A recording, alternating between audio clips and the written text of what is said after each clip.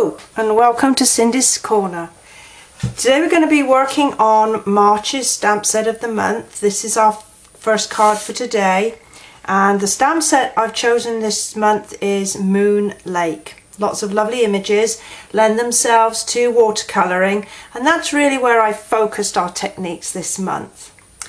So in your packs you will have the following supplies: your base card in chocolate chip, then you'll have two layers there, a strip of early espresso seam binding. You have 3 panels that have been embossed for you, and then the card insert, then an oval and the green escapes me. It'll come back to me, I'm sure. And then you'll have a strip here that you're going to be using to stamp your banner, and it's a nice long strip so you can have several goes without running out of card. So the first thing that I'm gonna talk about is how we do the watercolor. Now I've already stamped my image, and I'm using I guess it's a goose or a duck, maybe, I don't know, with the stamp, and I have used StazOn, and this is a solvent based ink that won't run when we add water to it. I've already started colouring in, and I want to show you 3 ways that you can get ink onto your cardstock. The one that I tend to use most of all is to get one of the Stampin' Up markers and just run some ink on a clear surface there, and then with my blender pen is to pick up some ink and just run it round, and you'll see that it fades as the ink moves out like this.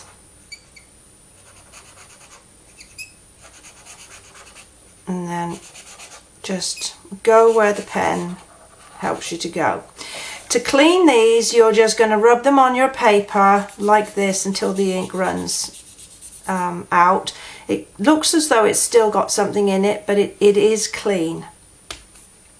The other thing that you can use is if you get a re-inker, one of your re-inkers in the colour. I'm using Lost Lagoon here. Tiny little dot on your surface, and then you can pick up, run it out so that you get the lighter colour, and then you can apply it to your card. You need to blend that in a bit more like that. Alternatively, you can get your stamp pad, and if you squeeze it really hard, then you'll pick up some ink on the lid, and then you'll be able to pick up your ink with your blender pen. So those are the 3 ways. As I say, I do prefer to use my pens, my stamping markers, rather than the re-inkers. So I'm just going to do the last little bit here, and I'm just going to put in my leaves. And with watercolouring, you're not expected to go in the lines. They're just for guidance only. So I'm going to put a tiny little bit of green. On my bird, I have used the Lost Lagoon, Hello Honey, baked brown sugar, and then the Mossy Meadow. Those are my inks that I've used here. So once we got our piece decorated, it's going to layer on here, and all I've done with my piece of ribbon is with a glue dot fold it in half and catch it like that, and then I want it to be about there, so another glue dot just attach it so it's in a place that looks good for you. Then we're going to use some snail, a bit of extra snail on the back of my ribbon, and layer it evenly there. I'm going to use some dimensionals to attach it to my card when I get there. So one in each corner, one in the middle. Set that aside for a few moments. On my card base, I'm just going to fold along the scored line and just give it a burnish with your bone folder. And then we've got our pieces of card. And in your pack you will have received a sponge, and I have sponged these just to kind of highlight the embossing with crumb cake. So just lay them out so that they look good, and I'm going to attach them with snail. I like to put the end ones on first, like this one.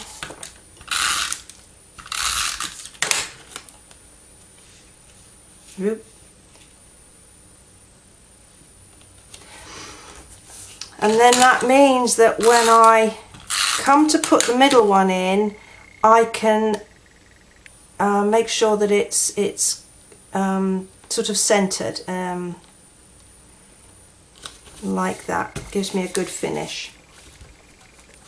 So then with my piece that I've watercolored, attached to the back, and did it up to there, I believe. There we go, like this. And then you have a spare piece of vanilla cardstock. This is going to be your insert. The base card is chocolate chip, and it makes it a weeny bit difficult to write on if you haven't got an insert, like that, little snail. And then I have stamped Nature Evokes the Imagination, and once again I've used the StazOn and then just trimmed it into a banner. A little snail, and I'm going to attach it to the Mossy Meadow oval there. Couple more dimensionals on the back.